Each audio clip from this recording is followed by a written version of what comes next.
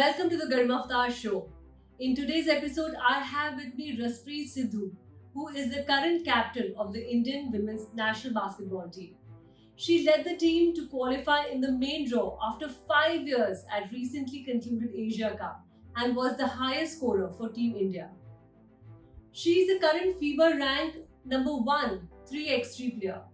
She has been playing for India for the past 19 years and she is the only player to have played 3 Asian Games and 1 Commonwealth Games. Besides being the Maharana Mewar body, she has been instrumental in bagging several medals for the nation during her illustrious playing career. Thanks for joining me, Raspreet. Such a pleasure to have you on my show. Thank you, Garima. Thank you so much for having me. I'm extremely excited. Same here, same. I am really excited to know about your journey and how you got into basketball. I think the journey started way back in 2000. That's when I was in grade sixth, and I was in a public school in Delhi. And you know how normally what happened at that time is if you're an athletic kid, and that is thanks to my father because he's an athlete and he's a basketball player himself, but he would forget eating but not forget his morning fitness regime. And I, like a toddler, would follow him everywhere. So I was an athlete first. And so what I was saying was like any good athlete, the teachers would want to, the PE teachers would want to push you to every sport. Yeah. That's the similar story which happened with me. So I tried a lot of sports, but one fine day my PE teacher came to me and she said, "We've got a Indian national origin coach, but who is from the America, I mean from the States, is coming to coach tomorrow. So we need to put a best show. You need to be there on the basketball court." I was Oh, like, "Basketball, ma'am, I'm not too sure. I mean, I've never played." She's like, "Just come. We need people who can run well." I said, "That's something which I can do, right?" So, okay. and I showed up to the basketball court the next day, Okay. and I think, Garima, that was the day, and today is the day. There was no looking back. I was just glued to the sport, and also the things happened, the right opportunity at the right time, and Wow. yeah, and here we are chatting. Oh, that's wonderful. I mean, I'm sure that teacher must have been so special to you. I mean, she coaxed you to, get on the court. That's wonderful. So, any challenges you faced, in your journey, and how do you overcome that? So, the journey has been pretty lengthy so far, which I'm so grateful and blessed for. Just to start with the beginning, I think I was just raised as how a child, irrespective of the gender, is supposed to be raised. Hmm. So the credit goes to my parents, and especially to my dad, who, being a girl dad, was also so comfortable and so confident that she's good on her own. So I remember I used to travel in train alone when I was in ninth grade. Wow. So, that's sort of the upbringing I've had. And dad has always considered me, my brother, my sister as equals. And so, like I say, that was not the part of the challenge which I had to go through, which a lot of women and female athletes, especially, goes through when they are young. But I was blessed and grateful at that part. But, I won't say there were none. There were many because when I started picking up the sport, I played for the nation when I was in 10th grade. That was back in 2004. I was the youngest to play in the under 18 team. At that point of time, I was just 14 and a half.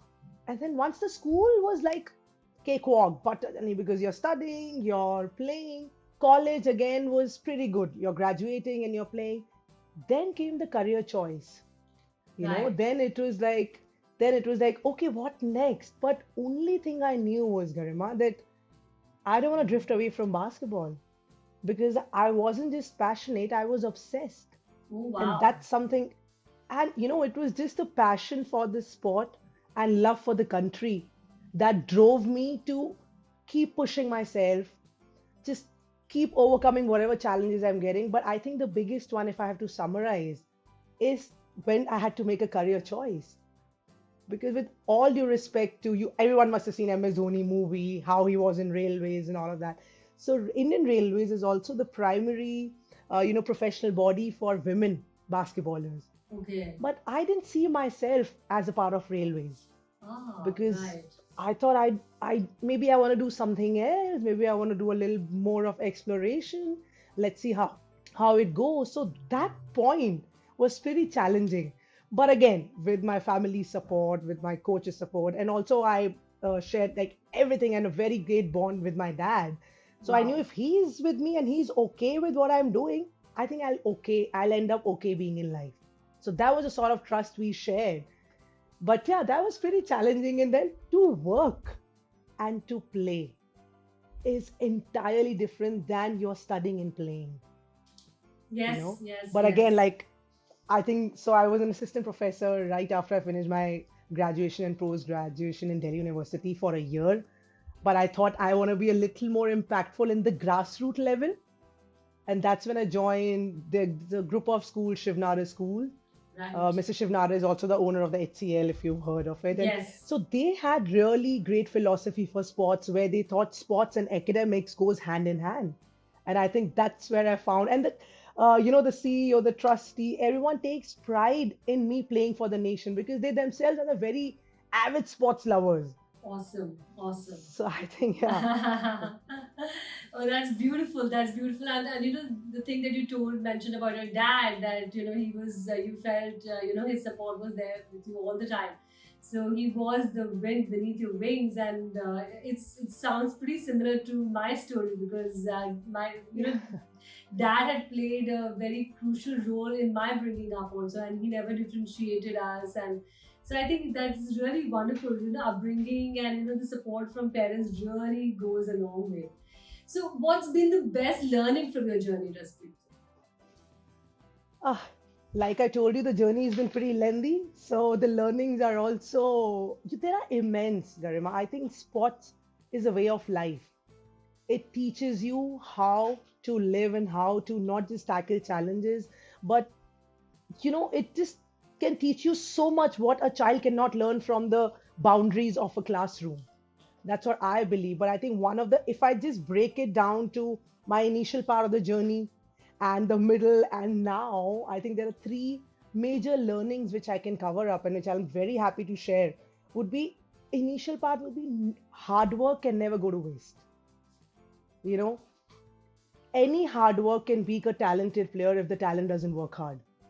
That is, and I live by that saying. And now in school also, I try and encourage all the student athletes that even if you're talented, you'll have to work hard Absolutely. because there's absolutely no substitute for working hard. And I think that was the biggest lesson which I learned through basketball, which helped me to live or lead a life the way I am even right now. Right? The mid Super. part, yeah, I think then the later part would be that life will throw a lot of challenges at you, but it is your choice. It'll knock you down, right? But it's your choice Absolutely. whether you want to stay down or you want to get back up.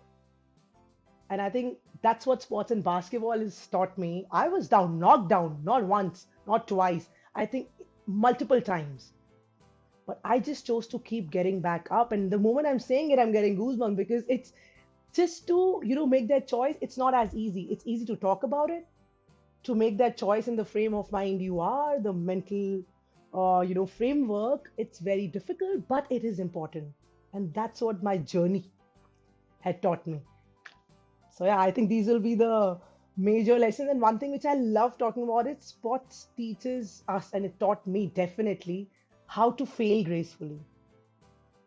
Wins we all can handle, Absolutely.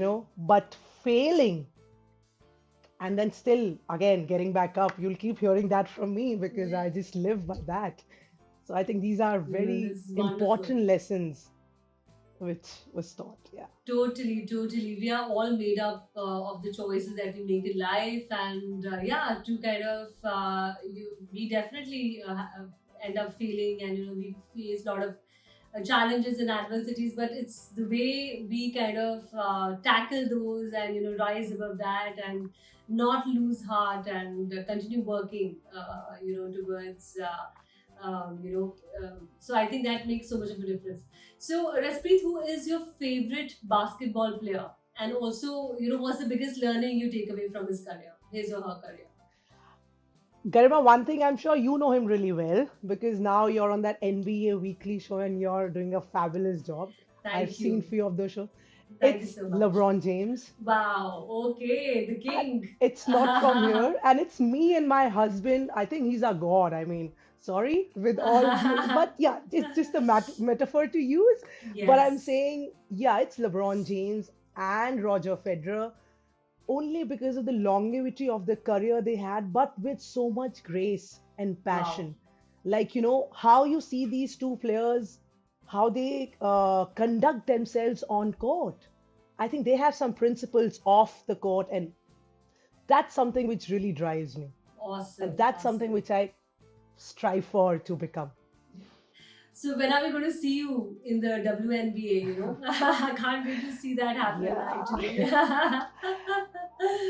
I since you're mean, doing so I mean, well I for won't, yourself. yeah, I Yeah. won't say that I hadn't dreamt of it, but just that I did get an opportunity quite early in my life to be a part of Oral Roberts University. It's in the States, and how the basketball, scenario in India and States are like so much different. But Garima, like I was saying, there are no regrets. I wanted to play for India. I want to play for India, and that's something which led the decision of not being part of that university then. And like I'm telling you, I don't regret it. But saying that, I think it's a little bit too late for me now to be a part of WNBA. but come May, a decade or so, you will see Indians dawning Yeah. and have a great presence there. That's a belief, and that's the path I strive to for them, so that if I couldn't, even at least the others could come and just dream. I mean, just give it a shot.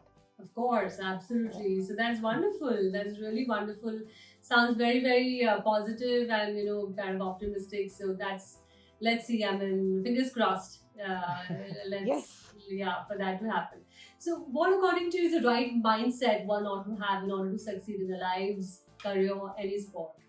it's a great question, and again, what I would say is only help me grow in my journey and just become better. And I think one of them would be willingness to unlearn and relearn.